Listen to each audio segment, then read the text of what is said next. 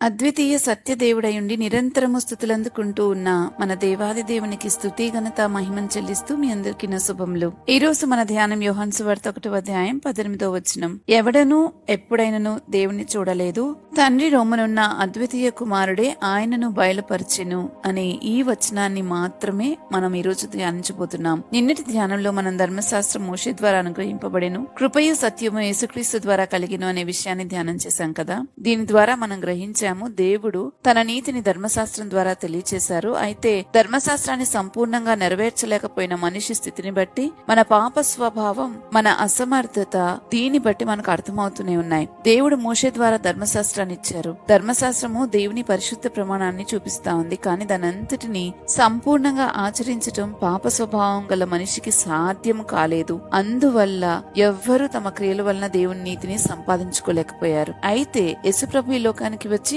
మన తరపున ధర్మశాస్త్రం అంతటిని సంపూర్ణంగా నెరవేర్చారు. ఆయన పాపము చేయని వాడైనను మన పాపముల దోషమునంతటినీ తన మీద వేసుకుని శిలువపై శిక్షను భరించారు. ఇప్పుడు ఆయన కృప ద్వారా మనకు క్షమాపణ, రక్షణ, నిత్య జీవం అనుగ్రహించబడ్డాయి. అటు మన శిక్షను భరించి ఇటు మనం నెరవేర్చలేని దేవుని నీతిని అంతటినీ నెరవేర్చారు. కాబట్టే యోహాను 1వ అధ్యాయం 17వ వచనంలో చెప్తున్నాడు, కృపయు సత్యమును యేసుక్రీస్తు ద్వారా కలిగేను అని. అంటే మనిషి సాధించలేని దాన్ని క్రీస్తు ప్రభు వారు పూర్తి చేసి విశ్వాసముంచు వారికి దేవుని నీతిని ఉచిత కృపగా అనుగ్రహించారు. అబ్రహాముతో దేవుడు చేసిన నిబంధనలో భాగంగా దేవుని దగ్గర నుండి మనం పొందవలసిన నీతిని ఇప్పుడు యేసుక్రీస్తు కృప ద్వారా ఉచితంగా పొందుకుంటున్నాం. మన మంచి క్రియలు దేవుని ఎదుట మనల్ని నీతిమంతులుగా తీర్చలేదు గాని యేసుక్రీస్తు నందు మనకు కలిగిన విశ్వాసమే మనల్ని నీతిమంతులుగా తీరుస్తుంది. ఈ సంగతులన్నీ నిన్నటి ధ్యానంలో మనం చూసాం కదా.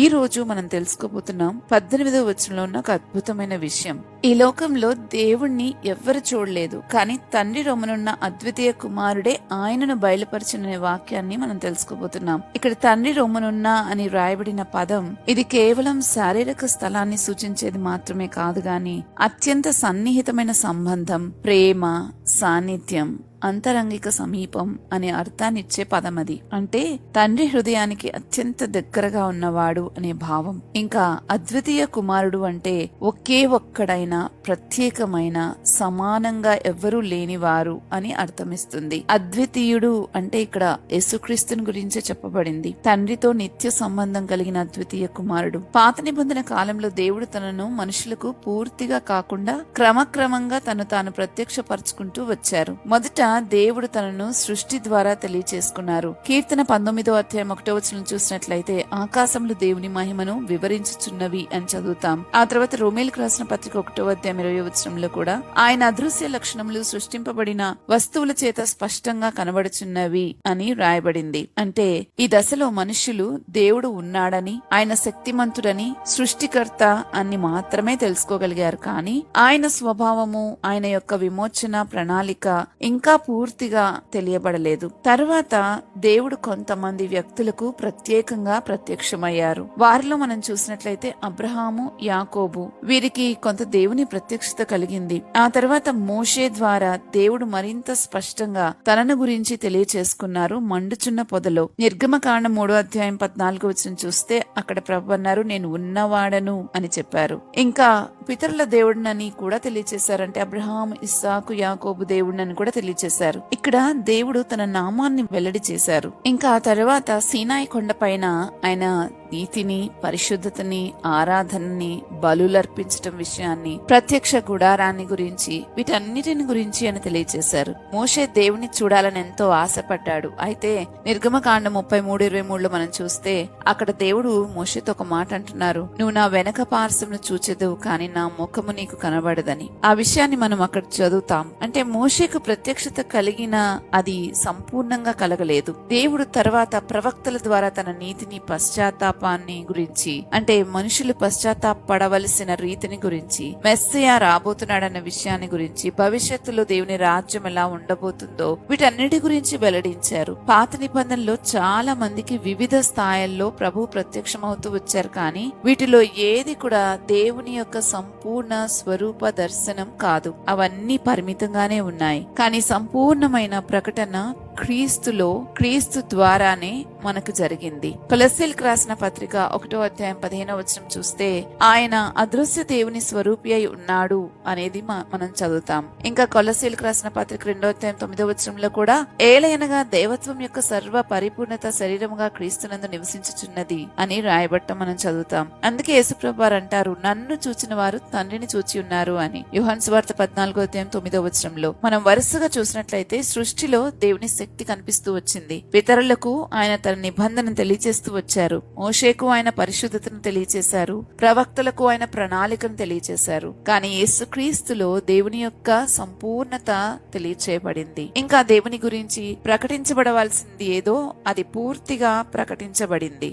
ఇంకా దేవుని గురించి క్రొత్తగా ప్రకటించేది ఏమీ లేదు. కానీ ప్రతిరోజు ఆయన నూతనమైన ప్రత్యక్షతలను మనం పొందుకుంటూ ఉన్నాము. అంటే దేవుని గురించి ప్రకటించవలసిందేదో ప్రకటించబడింది గాని మనం గ్రహించవలసినంత గ్రహించలేదు గనక ఎవ్రీ డే మనం గ్రహించేటట్లుగా ఆయన నూతనమైన ప్రత్యక్షతలు మనకు అనుగ్రహిస్తున్నారు. పాత నిబంధన ఒక నీడలాగా ఉంటే యేసుక్రీస్తు ప్రభువారు ఆ నీడకు నిజస్వరూపం. పాత నిబంధన అంతా ఒక వాగ్దానం ఉంటే క్రీస్తే ఆ వాగ్దానానికి సంపూర్ణ నెరవేర్పు. దేవుణ్ణి ఎవడును ఎప్పుడునూ చూచిండలేదు, తండ్రి రొమ్మునున్న అద్వితీయ కుమారుడే ఆయనను బయలుపరచెను అనే సంగతిని మనం ఇక్కడ ధ్యానం చేస్తూ ఉన్నాం. అంటే దేవుని సంపూర్ణ స్వభావము, ప్రేమ, కృప, సత్యం ఇవన్నీ యేసుక్రీస్తు ద్వారా స్పష్టంగా లోకానికి అంటే మనకు తెలియచేయబడ్డాయి. దేవుడు కాలక్రమంలో దశల వారీగా తన్ను తాను తెలియచేసుకుంటూ బయలుపరుచుకుంటూ వచ్చారు. దీనినే థియలాజికల్ గా ప్రోగ్రెసివ్ రెవల్యూషన్ అని అంటారు. హెబ్రీలకు రాసిన పత్రిక 1వ అధ్యాయం 1-2 వచనాలు చూసినట్లయితే పూర్వకాలమందు నానా సమయములలో నానా విధములుగాను ప్రవక్తల ద్వారా మన పితరులతో మాట్లాడిన దేవుడు ఈ దినముల అంతమందు కుమారుని ద్వారా మనతో మాట్లాడెను.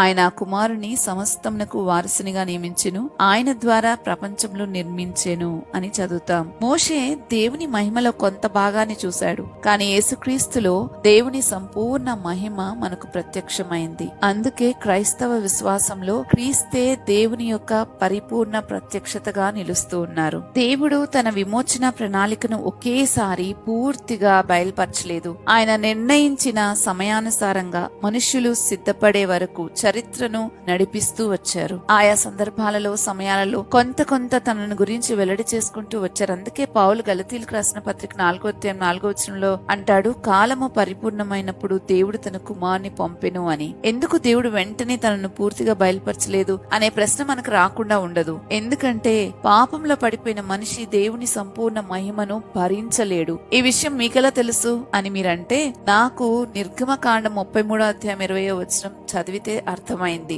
ఏ నరుడు నన్ను చూచి బ్రతుకడు అని అన్నారు అక్కడ. మోషే దయచేసి నీ మహిమను నాకు చూపు ప్రభా అని అడిగాడు. అయితే దేవుడు ఏమని సమాధానం ఇచ్చారంటే 20వ వచనంలో మనం చూస్తాం, ఆయన నీవు నా ముఖమును చూడజాలవు, ఏ నరుడు నన్ను చూచి బ్రతుకడనేను. ఆ మాట అని తన వెనుక పార్శ్వను మాత్రమే చూపించారు. దీన్ని బట్టి మనకు అర్థమవుతుంది ఆయన తను తాను సంపూర్ణంగా బయలుపరచుకోవటానికి ఇంకా అక్కడికి అంటే ఆ సమయానికి కాలం పరిపూర్ణం అవ్వలేదు అని. అయితే కాలము పరిపూర్ణమైనప్పుడు అనేది కేవలం ఆత్మీయ విషయం మాత్రమే కాదు గాని చారిత్రకంగా కూడా ప్రపంచం సిద్ధమైనప్పుడు అని మనం అనుకోవచ్చు. ఎందుకంటే రోమా సామ్రాజ్యం ఆ రోజుల్లో యూదుల్ని అంటే రోమీయులు యూదుల్ని ఏల్తూ ఉన్న రోజులు. యేసుప్రభు వారు పుట్టిన ఆ సమయంలో రోమా ప్రభుత్వము యూదుల్ని పరిపాలిస్తూ ఉన్నారు. ఆ సామ్రాజ్యం అంటే రోమా సామ్రాజ్యంలో రోడ్లు నిర్మించబడ్డాయి, ప్రయాణం సులభమైంది, సువార్త త్వరగా వ్యాపించగలిగింది, గ్రీకు భాష ప్రపంచవ్యాప్తంగా సాధారణ భాష అయింది, క్రొత్త నిబంధన సందేశం చాలా వేగంగా వ్యాపించగలిగిన సమయం అది.